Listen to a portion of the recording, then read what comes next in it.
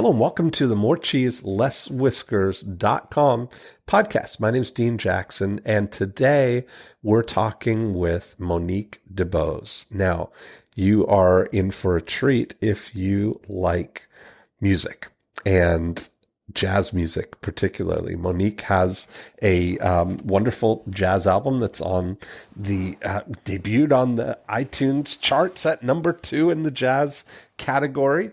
And she's in LA and hoping to brainstorm some ideas around making her music dreams come true here. And so we had a really great discussion. I really enjoyed it. We talked a lot about how the importance of getting people to know you and then to like you and then to trust you. And by trust in this context, meaning that they're going to trust that they will have a good experience, that they come to see her perform or they buy her album, that they trust that I'm going to like this. So we talked a lot about some modeling of ways that this has been done in other situations and how to really take a approach to starting in her local market, to start to kind of lay the foundation here. And we had lots of really great conversations around and ideas around different ways of distributing or who else might be interested in sponsoring or participating in an event like this. So I think you're really going to enjoy this episode. There's a lot of parallel things, no matter what your performance is. You know, we mentioned it's the same way in a lot of ways for what I do. I mentioned how, I go on tour each summer. I go to Toronto and London and Amsterdam and LA and Sydney. And I am able to do small events like this because people know me, like me, and trust me from all the time that we get to spend on podcasts like this. So I think you're really going to enjoy this episode. Here you go. There she is. Hello. Is that Monique, better? how are you? Yes, it is much better. I'm good. How are you? Just I'm ready, so good. Excited. You are? How do I pronounce your last name? DeBose. Like DeBose. the speakers. Okay, just like it is. More DeBose. Z sound. Monique DeBose. DeBose. Okay, perfect. Well, it's nice to get to talk to you. Rich has been telling me all the cool stuff that you're up to. So I'm excited to kind of brainstorm and talk it all through with you. Wonderful. Thank you so much. Yeah. So can you kind of tell me the story to kind of set it up to where we are right now and kind of what you're looking to do, what the outcome you're hoping for is? Sure. And before I actually dive in, there were two paths I felt like I could go down on this call with you today. Okay. The artist performance, Monique DeBose brand, mm-hmm. and then also the healer, coach, and kind of building that brand. I think Rich asked Rich about it, and I was like, what do you think I should do? And he was like, which one feels more fun? And I was like, oh, the artist. That'll be more interesting. That's what I'm excited about too. Yeah. So Good. Let's do that. Okay, And maybe wonderful. we could do another one with your, with that. But I would love to. Cool. That's what I'm excited about talking about too. So maybe kind of fill me in on your growth as an artist here, or where we're at. Sure. So, as I'm pretty sure Rich told you, I think maybe he had emailed it to you. I just released my third album project after a long hiatus of giving birth to two other amazing projects, my two sons. Mm-hmm. And so it debuted at number 2 on the iTunes Jazz chart. I released it independently in September. So I've been doing a lot of what feels like piecemeal and learning how to really step into getting the most out of relationships I have. Uh-huh. I've also created a one-woman show that has traveled both, to New York and LA and has had real success in both markets. Uh-huh. And I'm looking this year to get it into other markets, smaller places within the United States and even internationally. Yeah. Um, so that is something I'm doing. I feel like I would love to get a handle on what my brand is and how to actually find my people. Because right Mm. now I feel like I'm just throwing spaghetti at the wall and seeing I what get sticks. it. Yes, of Yeah. course. And it's So, so stressful and it takes me out of my artistry pretty much most of the time. isn't that amazing? It's true, right? Like, but that's the thing is artists who are, you truly embrace that and are amazing, and that's where you shine. That you're suddenly kind of expected to now be also a marketer and have to figure all that stuff out, and it's really, Yeah. yeah, I get it. I understand the struggle because they're almost two completely different mindsets, or personalities. So that's, but there's something here. There's something about this idea of being able to detach yourself from Monique DeBose, the brand and the artist, and do something that is supporting of that. So how does it work right now? What would be, um, how would you state like kind of the state of your career right now, what you're actually doing as an artist, and what you're aspiring to? What would be like a dream come true for you if you could have anything? Well, if I could have anything, what I could see is me doing beautiful interactive concerts in gorgeous halls where people, it's an intergenerational experience where parents who are 70-year-old people, with adult children who are in their late 30s, 40s, and their children even could come and be in this field. My whole thing is about creating a field and an experience so that people's nervous systems expand. I know that's Mm, really crazy talk in some way for some people, but what I'm really trying to do in part of my path as an artist and any other title I take is creating spaces for people to have authentic experiences, to actually feel deeper than they feel comfortable, and to really hold them in that space. So creating beautiful music, a beautiful interactive experience where people leave feeling like, oh my God, I know Monique. Wasn't it so funny when she told us about how her son spilled flour all over the kitchen floor? Like, I really uh, want people to feel like they know me. uh-huh. And I want people to feel like I am, and this is going to sound funny, but maybe more like a guide through like direct modeling of someone living an authentic real life. Mm, Because I am not the like most amazing singer in the world, and that's not my shtick. My shtick um, is really being a real human following dreams. So that's a I big piece gotcha. of what I do. Yeah. Uh-huh. And comma, you're a pretty amazing singer too. So there's that. Yes. I Yes. mean, that's And the quality is stellar. Yeah. yes, I will it never really put on a is. crappy show. I Right. will I never mean, do that. I think you're downplaying it a little bit coming out.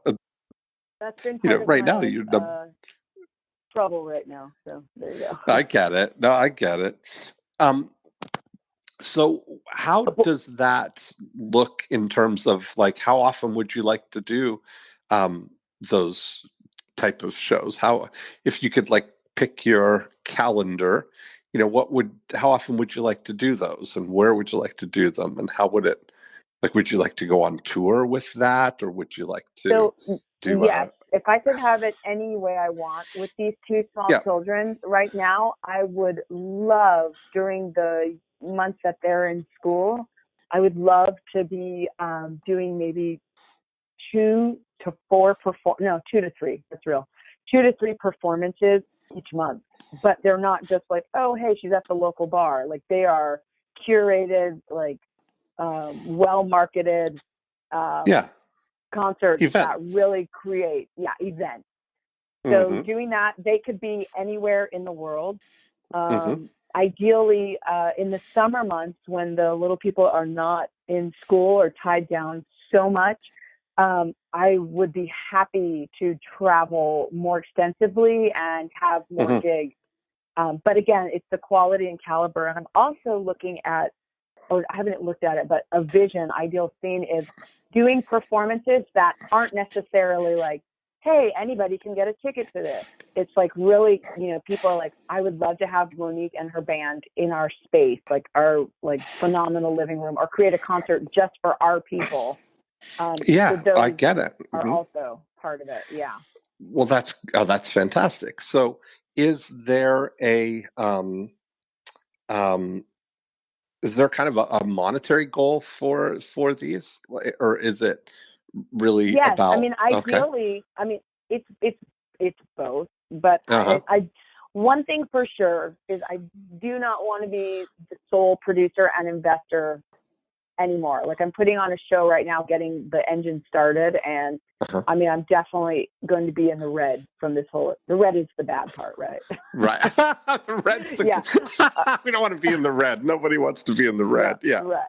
Yeah. So I mean, I'm definitely in the red, and I don't see right now how it can actually even move to the black, and that's just something I've decided has to be okay. It's an investment. But yes, ideally these shows, allow me to travel well, sleep well, Yeah. and actually make a great chunk of change so that the musicians are consistent and want to stay involved with me. Right. So they're paid well. So ideally, like maybe they're making like $1,000 each show. And for me, like I feel like it's probably like at least a minimum of like $15,000 to $20,000 engagement. Okay. And that is, is there a kind of model for that of? I have no idea. You asked me to dream, and I'm like really Oh good at no, this is dreaming. great. And I don't know whether but this is great because it's something to reverse engineer, right? So you're looking at that at the end of the day, how many people in your band, You just made me actually think too, like at the beginning, I actually would be 100% fine with every band member, which is probably drums, bass, piano, guitar, sax. So there's probably 5 people. yeah. And then I would be happy to come home with $5,000 from a show for Monique to put in my bank account. Right. Perfect.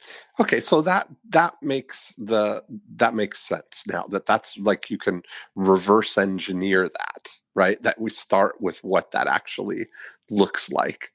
And that is, believe it or not, that's part of the thing of being able to create a plan for it, is being able to get clear on what that actually looks like. So is there a model? Have you done that before? Is there any situations where that's been what's happened? Are you able to do that kind of Not yet, but I've show never now? actually tried. Okay. So with my show now, yes, I have. I'm in conversation with 6 different theater companies about the show, and what I've asked for is a minimum of $3,000, and obviously travel and like accommodation, and then diem $3,000 for payment. Yeah. So that is as far as I've gotten. I have one show booked. The money is not $3,000, but it's, I don't even know what the booking person said. It's probably like $1,000. Right. That's what I've got right now. Yeah. And that kind of thing, like when you look at it now, part of it is going to be that the more, the more people who know you, the more, sort of famous you become, the better that's going to be for you, generally. And so now it's really a math kind of situation, right? That it's really A about what? a math situation. It's like Mm-hmm. the number Yeah. of people, when you look at a some different models of kind of introducing yourself to new people. Is there any kind of, you said earlier on, my people, that these are my people, is what, who would be on your people's playlists right now that maybe don't know you, but you would fit right in? Like who's that? Who is your person? Right. So when I say these people are kind of out of date, and I actually have somebody helping me right now find out who these people are, like their equivalent and current people. Mm-hmm. But right now, what comes to mind is Sade. Mm-hmm. What comes to mind is Jill Scott. And those are the two of the types of people that I would Mm-hmm. see as Mm-hmm. part of this kind of feel. Mm-hmm. And you realize, like, how, I mean, I remember exactly Sade in 1984. That was the peak of it all, right? I mean, Mm-hmm. and then, um, I guess she kind of disappeared, right? And now she comes Right. back to do some performances and stuff like that. But okay, that's great. And that she's still very well known. I mean, everybody play her songs and her music, and everybody knows, kind of thing. That's who Well, a that lot of is. people who are like 25 actually are starting to like miss the boat on that one. But yeah. Isn't that interesting? Yeah, that they don't know. So there's, but that's not to say that there aren't plenty of people who are my age that were big Sade fans, So it doesn't Mm-hmm. have to be that it's the 25-year-olds now, because there's way more 50-year-olds plus, right? Yeah, and that's really what I mean. As I like objectively listen to this album, it's adult music. Yes. It's music with people who have like lived experiences and Yeah. who have been beaten up in some ways, and they're like back Uh-huh. up, like you have bruises, and just I mean Yes. from life and just in general, learn. So, and it's deep feeling music. So Uh-huh. those are my people. I feel like they are adults. I Mm-hmm. feel like they have children, or they at least have the age where they would have children if that was something they wanted. They've Mm-hmm. had careers. Mm-hmm. They have aging parents. Yeah. So they have disposable income, or, I mean, they're not starting out in life. Right. So let me ask you, how do you go about getting your music out to new people now? What's kind of your strategy, or have you gotten advice, or um, is there within the music industry what the strategy would be to get in front of new people? So some of the advice I've gotten is up your social media presence, like Yeah. social media, social media, social Mm-hmm. media. So Mm-hmm. I've started working on being consistent with putting out social media posts at least twice a week, and I'm upping that. But that's where I started. I have Mm-hmm. somebody helping me with figuring out like apps to like get more people to, like, real people to start Mm-hmm. following me and that kind of. So that piece Mm-hmm. is happening. I mean, obviously doing more performances is an obvious no-brainer. All right. It's an expense. It's an expense that I have to measure sometimes, because like I'm putting on a show now where there are comp tickets. Nobody needs to pay to come in for this Mm-hmm. performance, and I'm spending well over like $1,000 myself to put the Mm-hmm. show up. Mm-hmm. So that can't happen, 3 But times a week or three I times a mean, month. but maybe it could if that was packaged as an experience that you had a sponsor for or something, that's Sure. yeah, like you look I get at that. that kind of thing as an opportunity there. So I was thinking about because I'm really an observer of the music industry. I kind of like watching how things unfold there. And Mhm. I start to see things how, um, there's been a couple of really like standout situations that I got to observe. There's a uh, group called Boyce Avenue. Have you heard about them? Voice Avenue? No.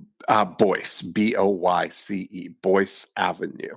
Um, Boyce. Okay. Uh-huh. yeah, so check them out on YouTube. They started out. This is how they built this empire. I mean, they've got one of the top channels on YouTube now. They have, they're doing more than $5 million a year from their YouTube channel, and it's powering them going on tour and being artists. But what they started out doing, they're here in Florida, is they started out doing stripped down cover versions of the songs that are popular you know on the charts right now. And they did a sort of nice production value, but simple production value of the video of it. And the lead singer, has a really great he's got a really nice tone to his voice. And Yep. so they would do sort of acoustic, or he would either be on the piano or playing the guitar. And they would be stripped down versions of these songs. The one that where he first showed up on my radar was years ago. One Direction had a song called "You Don't Know You're Beautiful" that was like a big Okay. hit on the radio. You probably You don't know remember you're beautiful. Yeah. that one, exactly. So Uh-huh. that was like a upbeat, upbeat like pop song that was all over the radio. And of course, all the One Directioners are like rabid about it. But what I noticed about the pattern, um, well, I'll tell you what they did first. So they did a very a slowed down, stripped down guitar version of that song with a slightly different arrangement. And it Mm-hmm. was like magical. It was really well done. And I think that then I started noticing the pattern that they would do is they would take these songs that were like, right at the peak kind of thing. And right when you get sort of when a hit song kind of comes and it's at its peak and you're looking forward to it being on the radio and you hear it, and then it reaches the point where it's just at the tipping point and you're like, okay, I like it, but I've heard it a lot now. And Mm-hmm. then here comes this new version of that with this slightly novel approach to it. And all of a sudden, you're in love with the song again, because you hear Mm-hmm. this new version of it and you start to think, wow, that guy's really good. Who is that? And now you're into their world and you go to their site and you see, oh, look at this. They did this song and they did Ed Sheeran and they did Taylor Swift and they did this one and they did Oasis and all these other songs that they had broken down like that. And Mm-hmm. then as they're building that audience, then what they were able to do was build and work in original songs that they had.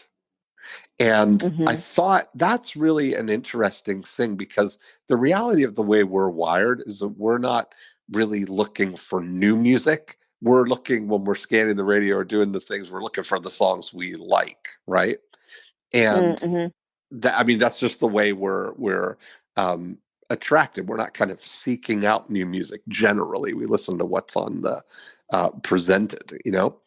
And I thought again about why a show like American Idol is so successful is it's all they're doing cover songs, right? A different version of the songs, all the way that you're falling in love with the artist and their ability, and then they've built this fan base, and now they can introduce the new material, the new songs. And by the time they're done and have won the show, when their album comes out, you're already big fans. You know them, you like them, you love their voice, and you trust that they're going to put out an album because they've chosen, if they've done it right, songs that give you a representation of what they're going to be, And then if the album is like that, it's great.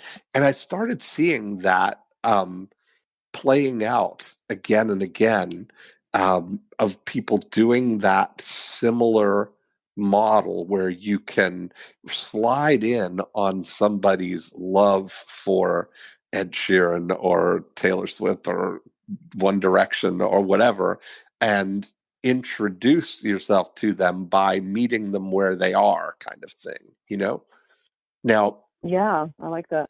You think about how that, especially with jazz, there's such a great songbook, of historical stuff, right? That is to draw from. And you look at, Rod Stewart basically reinvented himself, right? Doing the sort of Great American Songbook. The Great American Songbook, exactly. That he actually sold more albums of that than in his entire career before that, and he was already one of the top selling artists ever. So it's kind of an interesting thing that, and you're 3 albums in now of all originals, or do you do no covers? Or first album was all originals. Second album was covers with few originals, and this album is all originals. And the second one had some jazz standards on it. Right. Yeah. And so it's an interesting thing, as I look about what's going to fuel your ability to do these shows is your ability to draw people who know you, like you, and want to be with you, have that audience of the things. And that's why somebody like Boyce Avenue can go on tour and have a amazing sellout tour, because they have millions of YouTube fans, subscribers that are right there. And why somebody comes out of American Idol and has a #1 album, because they've got a built-in audience there. So part of any of this dream is going to have to be driven by the number of people who know you, like you, and want to spend time with you. As far as going, it's difficult to sell tickets to a new artist when they don't have an experience of you, kind of thing. That's an uphill battle. Or have you found that to be true? No, absolutely. Yeah.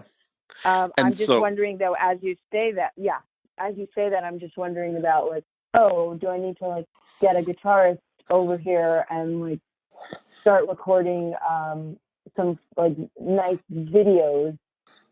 I think that would be a really great of other people's music. I think that would be maybe a really great opportunity for you to take that kind of social media approach to it, right? There's an interesting thing. I say I'm an observer because I love seeing the models and how things work. And I watched a movie recently, again, that was a movie from a few years ago called Killing Bono. And it was about this, U2. It was about U2 and this other high school group that started up at the same time in Dublin. They all went to school together. And at the time, the other band was the better band. And U2 was basically the second best band in Dublin and went on to become, the biggest band in the world.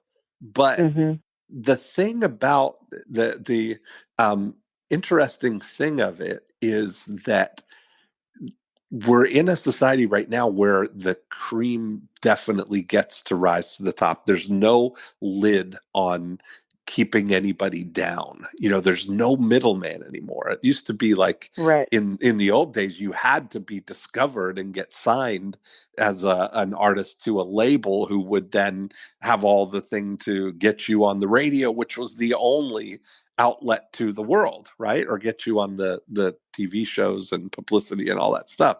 But now you've got the opportunity to go direct, no middleman, right to your own audience. And for free, really. I mean, it's amazing that way. And you can also, if you have some budget for it, you can amplify that reach to specifically and exactly the people who you are trying to attract. And so what I would look at perhaps doing is, picking an area like right around you even, or somewhere, that would maybe be, because there's some interest in travel in someone who's come from afar in a kind of thing. Like you're right in the hotbed of that everybody is there in LA, right? So what would be where are you? Where do you do some of your performing right now? Like where would, if we were to have a heat map of the Monique DeBose it would be footprint? very cold. It would be very cold, first off, because I just put the album out in September and I'm starting to do shows now. Okay. So the first show that's on the books is in Santa Monica at the end of this month. Okay. And I have a goal before this month is over to have 2 more shows booked in the next couple months. So I would say Santa Monica. I would say like West Adams, Los Angeles. I might say those are probably some places I would probably say first. And then also there's a place that is Herb Alpert's club called Vibrato. And I've made some contact and started a conversation with their booking manager. So that would be, a different part of Los Angeles. But and you're just reminding me, I just made connections with the man who used to be in charge of LA's grand performances. And so maybe I could check in with him about possibly getting back on that roster for live shows sponsored by the city.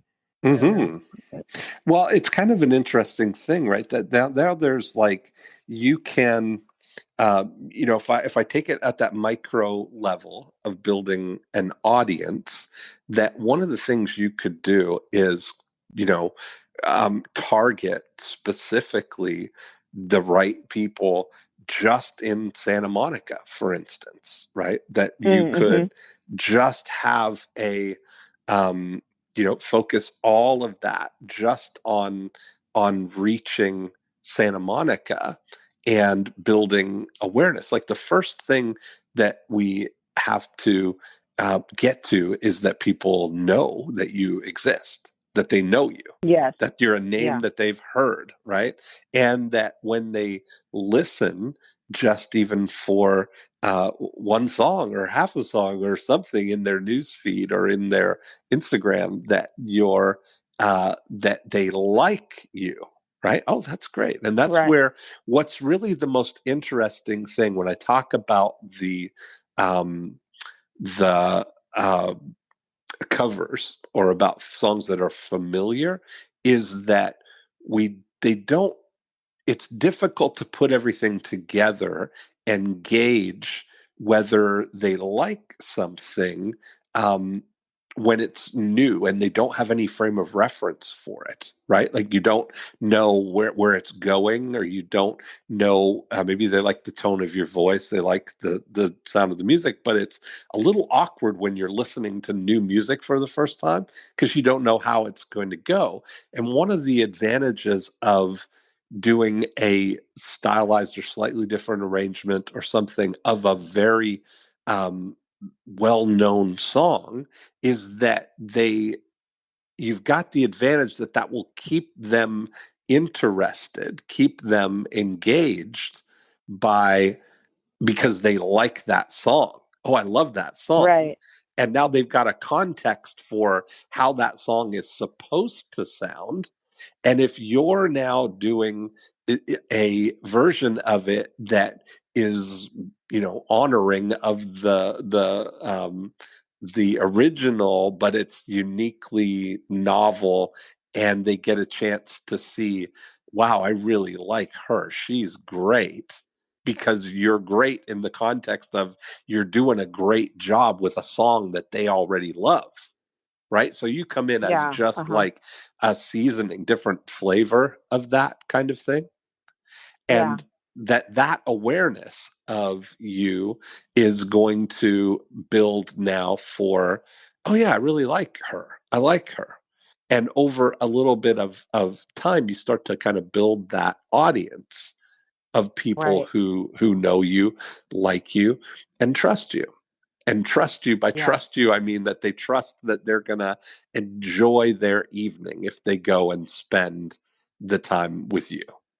Other than if they don't know what to expect, then it's that. I mean, you know who struggles with that? And you almost feel bad for these legacy artists, like somebody like Sade. It would be very difficult, even in a concert now, if Sade is going to be able to fill a concert because she's Sade, because we all love her from the 80s, right? But if we go to that concert, what we're looking for is for her to play that music, right? And the balance is that it would be so difficult if she comes in and doesn't, anchor to that, but is only interested in playing the new material. It's a difficult, we would not be happy. Yeah. It's a difficult experience, right?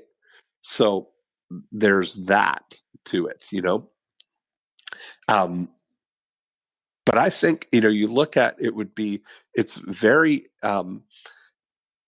economical and compact to build this audience specifically around where you might be performing. And I imagine it would be even easier just kind of outside of LA, like to go to, Santa Barbara, or to go to Orange County, or to go to Calabasas, or those kind of markets where there might be the perfect kind of venue for it.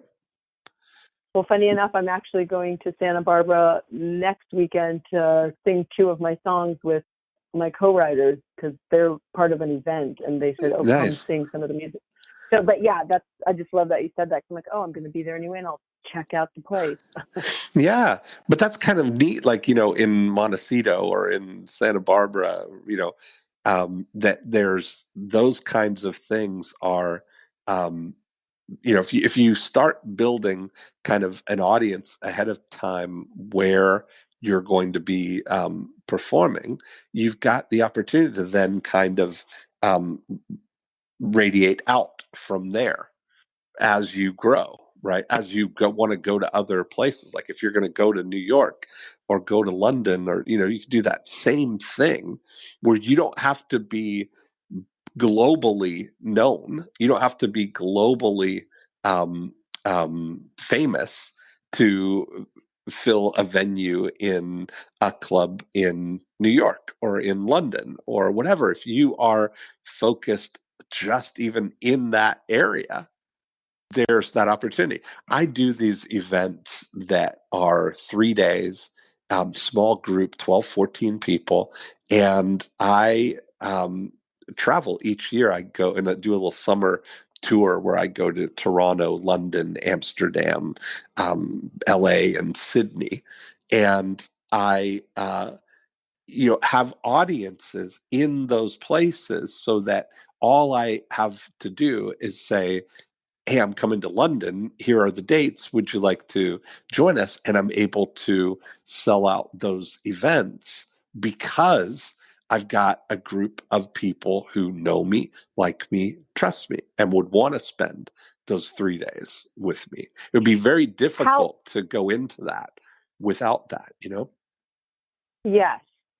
And how would I, what are some actual things I could do? So real world example. Yeah. I've got this February 26th show that doesn't cost anything to come, but I know that's really not, and that's probably one of the smallest factors at this point.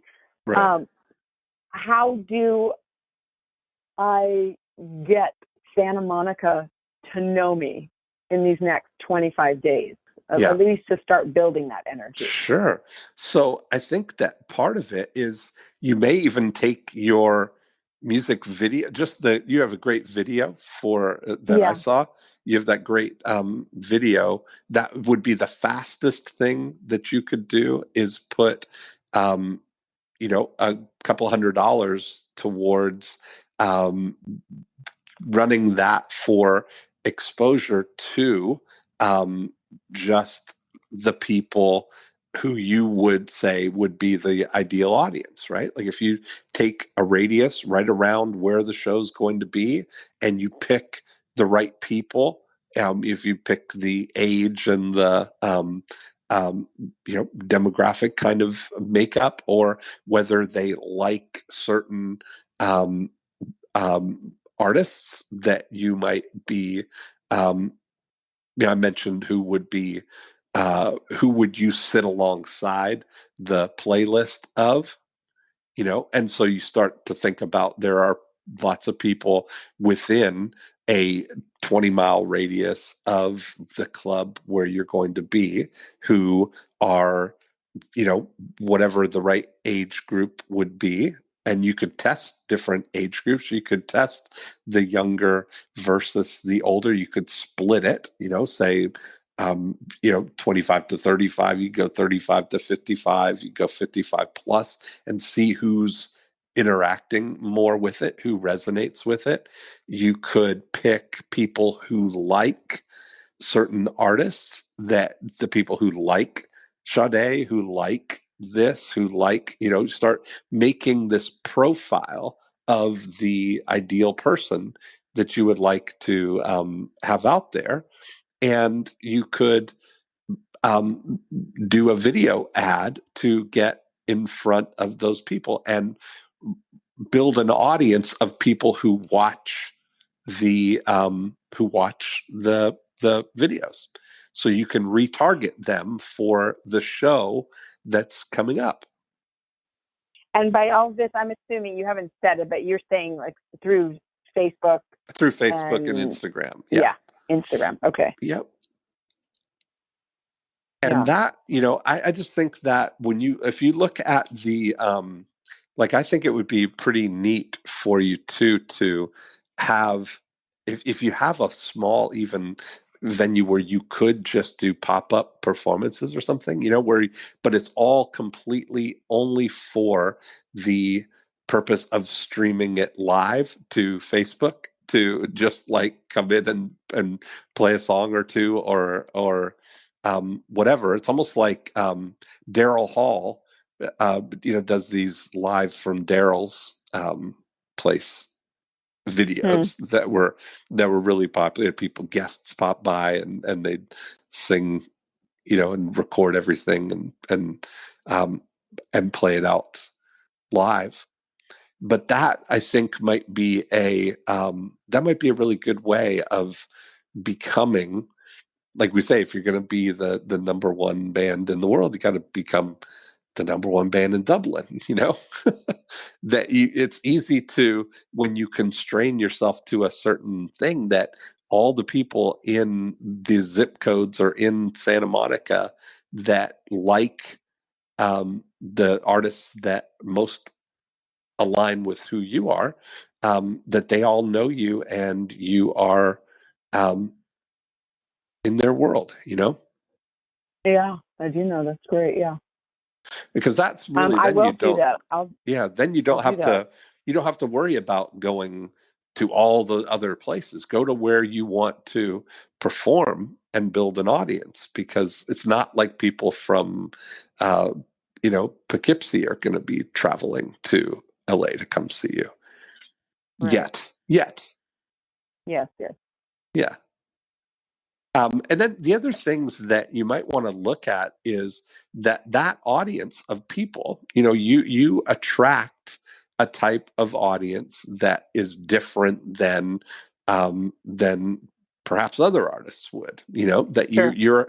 you're attracting people who, what brands or what, people would be, excited to align with you on that way, to have, like, even if you talked about, um, a vineyard or, something, who does, some very famous jazz festival is basically it's a, alcohol brand that runs the festival.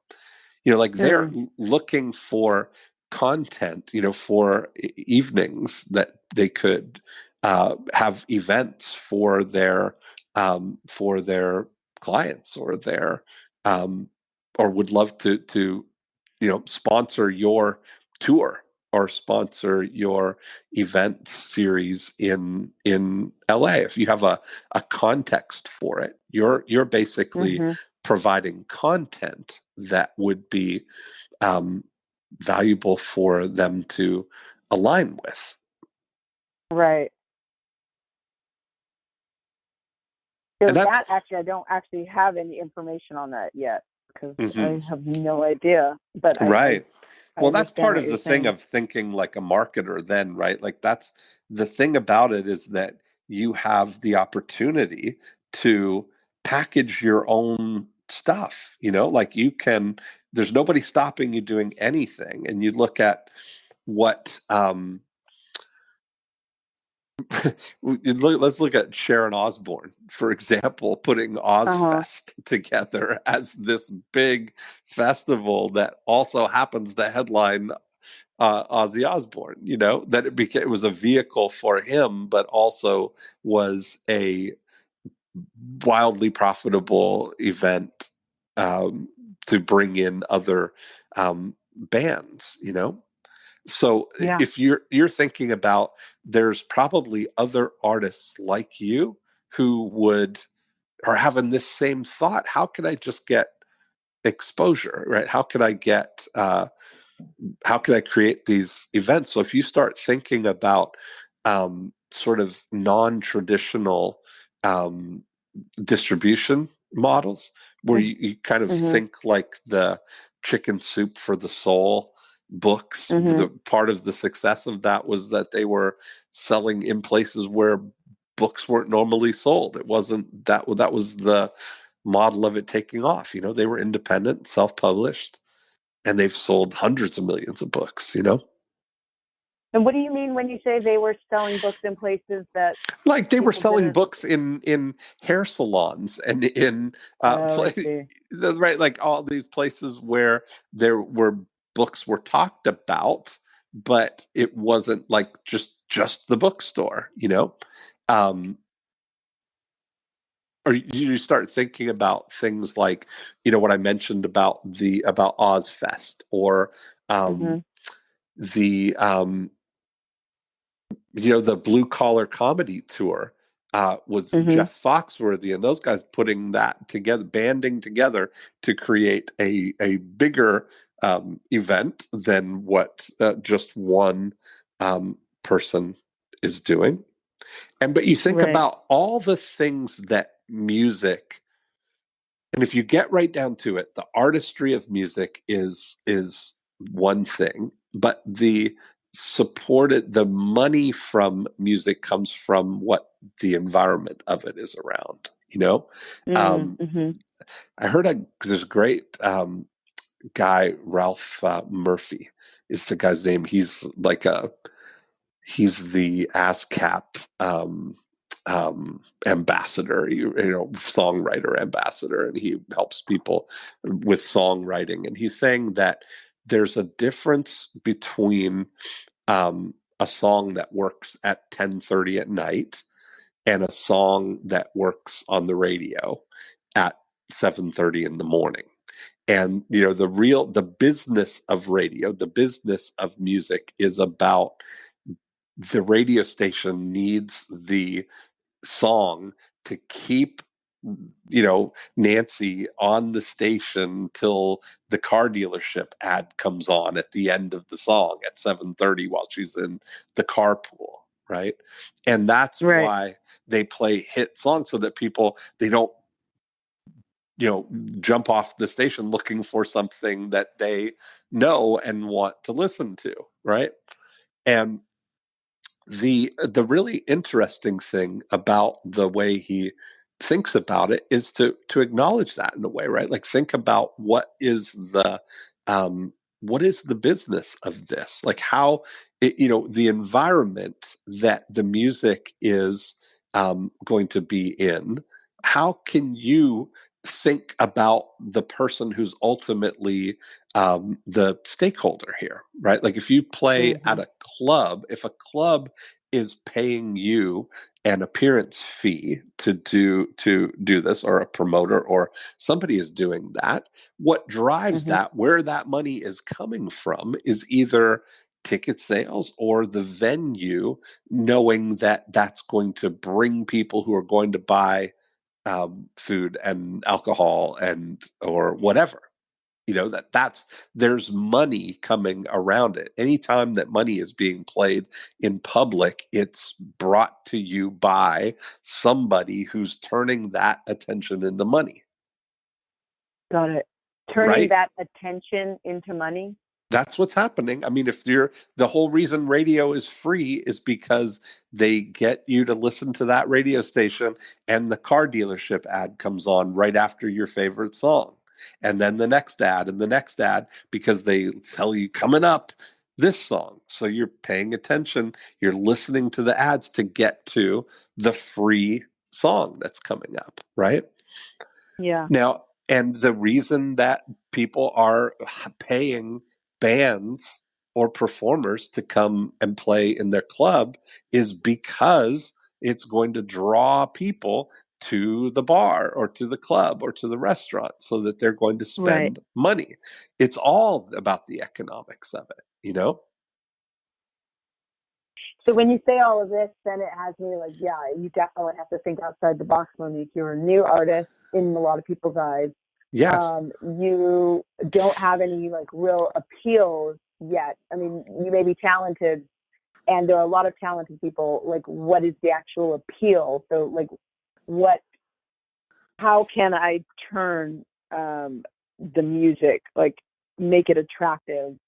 Yes. What environment does it need to live in, or what can I create around it? Yeah. Yes. And that's the opportunity that then you get to do what you love to do, which is to actually perform the music, right? That's really the thing. Like, if we could wave that magic wand for you, is you would just be booked 2 to 3 times a month to go fly in. Everything's all set up. You do your performing, and then you leave in a limo and get on your jet and fly back to your home. That's what you're really, that would be the dream come true, right? But that's going to be on the heels of that. There's money being made somewhere. The money has to come from somewhere. And the hipper you can get to that's really what it is, that's where you can create opportunities to make that happen, Like, if you look at a club that, and I say non-traditional things, like thinking outside the box. If you're thinking like what would traditionally be thought of as like a Friday and Saturday night thing, if there was some way to create something that could be like Tuesday night jazz, or there's some venue, something that's helping them create an environment around your music that's going to increase the revenue that they're making, you know? Right. Do you perform at places typically where where it's a restaurant or bar or lounge or something I like have that? done that. Yeah, I have done that. This gig on the 26th is at a bar, and it's Mm-hmm. actually at 5:30, which is why there's no like cover charge. Right. And I'm doing that on purpose too. Like I chose to do it Yeah. early so that I can invite people who Yeah. are influencers or in the business, so they're not Yes. waiting to hear me at 7 or 9 o'clock at night because they want to And be home in their bed. right, exactly. And that's great. And as that's built now, they're like, then it's going to be the main event that at some point, now they know you, they like you, they love you, and they'll go anywhere to hear you, right? That's really how we want to get. But that's going to require that the more people know you. So when you look at it right now, if we're starting at the um, baseline here. We start with where you are. How many people do you have an email address for that you could send a message to directly right now? About 2,000. Okay, then that's a good start. So are they geographically? I would say probably like maybe 30% are local.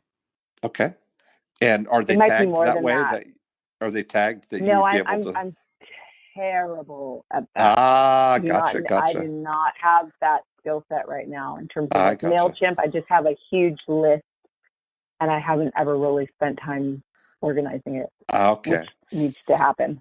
Well, we need to get you switched over to GoGo clients so that you What's can it called? build gogoclients.com. So it's like the email thing that you would use for MailChimp, but it's a CRM and you can have landing pages and all this. It'd be exactly what you need to build this out. And that's going to give you a good way to identify people by where they are geographically so that you can, you know, if you're doing the Facebook ads or you're doing anything where people can come and download something or click to download or click to join your list or get free music or get anything from you, you'd be able to then say, these are my Santa Monica people, and these are my Santa Barbara people, and these are my Totally. Yeah. wherever. That's going to be a valuable piece of this here. Yeah. But I mean, it's exciting. There's so much kind of potential for thinking outside the box here. Because Yeah. you got the goods. You've got the #2 album on the jazz charts right now. So it's not a, you're not just some hopeful. You're a proven Right. you're a proven artist. That's not you don't take that lightly, and that's a good thing. But you just need to figure out how to get people on board the Monique train here. Yeah. I don't think I've ever been really successful at like figuring out what that requires. Right. It's a lot of just throwing things and seeing what works. Yeah. But yeah, okay, no, I really hear that. So let's kind of recap how did all this kind of land, or what did you hear here, or anything that's unclear? Well, honestly, nothing's unclear. Like Okay. I really originally when you were saying, oh, maybe you might want to start with songs that people know and do your little, stylized different arrangement of it. My stomach started to drop a bit. I was like, oh no, I want to just put my music out. Right. But I really heard what you said, and it made sense to me. And I was like, well, what songs are actually interesting to me that are popular right now? Yeah. And I even thought jazz songs. I'm like, I'm wondering if that's not even a train I want to get on, because even when you do a new version of a jazz song, it's still an old song. But what if you did a jazz version of popular songs? That's really what. Well, that was what was more had more piqued Yeah, my curiosity and that interest a there's bit some more. I'm like, oh, artistry what to songs are that out that I still. like that I could create Yeah, you put my own your version of? Monique goodness into it, right? That's Yes. where you're not doing a photocopy of the song, right? You're not doing a note for note like recreation of it. You're not trying to mimic them. You're taking the soul of it and keeping that intact, but putting your novel arrangement to that, your specialness on it. And that's, I think, if you listen to some of those the Boyce Avenue ones, and I point to them only because they are probably the most successful who've done that path. There's a lot of Yes. like parallel lessons that you could learn, because who's looking for a band called Boyce Avenue? It's hard to break through with new stuff. Yeah, no, that was really that's something I took away with it, and I'm like, oh, so it's percolating some ideas, and even when you said Daryl's Place, live from Daryl's Place, Yeah. I thought, oh, I have a space and musicians I work with. I'm like, oh, what if we just like created something? I also heard the like a Facebook Live of Yeah. live performances. Like if I could Yeah. just set that up and schedule it properly and as other thing, maybe I could start to get some traction there. And something else. Oh, the piece around targeting specifically the right people in the area that I am. And I also heard like the Santa Barbara piece, or just a piece that's a little further out of like this very concentrated, infiltrated market. Yes. So those two pieces sat with me, as well as like I am going to do the Facebook ads on like the specific people, like and I'll do a couple tests with like the younger audience, the older audience, right, and see who resonates, right? See who's paying attention. So those are the pieces I took away, and and then also one of the main like overarching pieces that we really spoke to is, people need to know me, they need to like me, and they need to trust me or trust that they'll enjoy their evening or their experience. That's exactly true. And that's powerful. So I'm really looking at, okay, how do I help people know me? How do I help people like me? Like I'll run it through that filter before I put something out. That's it. Knowing is getting in front of them, and like you, it's easy if you're, it's like trying to get into this ultra exclusive club, and you're trying to come up on your own versus coming up with somebody who's an insider there. Oh, you're with them. That's like, that's what riding. That's what this cover song model really does, is like you're riding in on the coattails of somebody who they already know, like, and trust. Yeah. That's why, that makes right? a big case. Yeah, I really get that.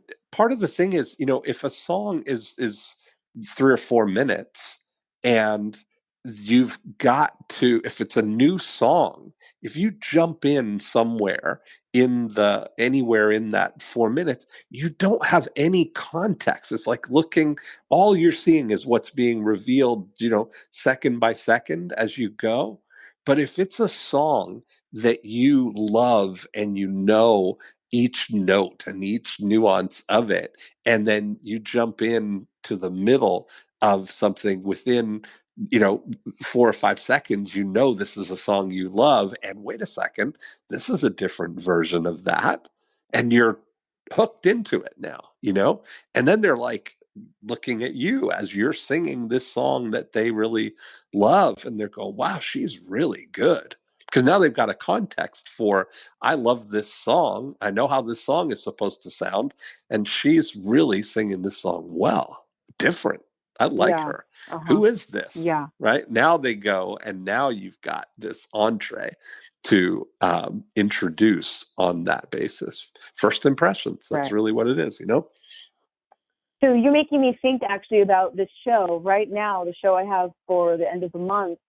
I have it that I'm doing only the songs from the album. And so I'm curious about maybe throwing in and possibly even taking out one or two of my own and throwing in some covers. Yeah, I Really think it nice might be risky. It's like, arrangement. it's like trying to get a kid to eat vegetables or whatever, right? You gotta like give them something they like and that they're familiar with, Just a spoonful of sugar helps the medicine go down. That's what I've got.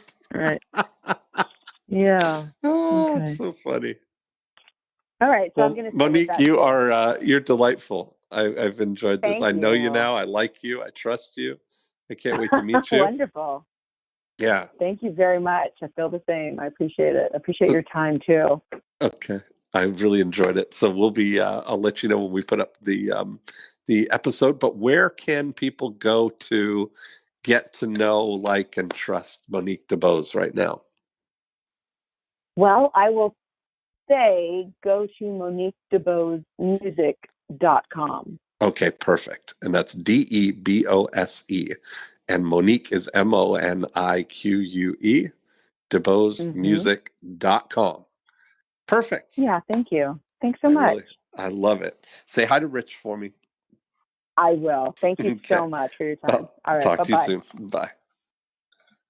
And there we have it. Another great episode. And I really enjoyed that conversation because I really like talking about how things can be built from the grassroots up. And I like creative, connective thinking about seeing how you could apply other things like Ozfest or like, partnering with a winery or a vineyard or a particular brand, to engage people who want to meet and reach the same audience that you're reaching. So, non-traditional kind of thinking, but understanding what's actually happening with the art that you're creating. Is that how is the money being made, and how can you align yourself with the goals of the people who are actually underwriting or supporting all of this? So, very fun. If you want to download her music or check her out, I'd recommend going to her website and seeing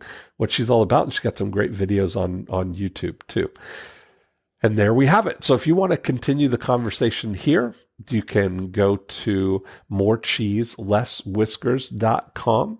You can download a copy of the More Cheese Less Whiskers book. And if you'd like to be a guest on the show, just click on the Be a Guest link and we can get together and talk about your business. So that's it for this week. Have a great week. I'll talk to you next time.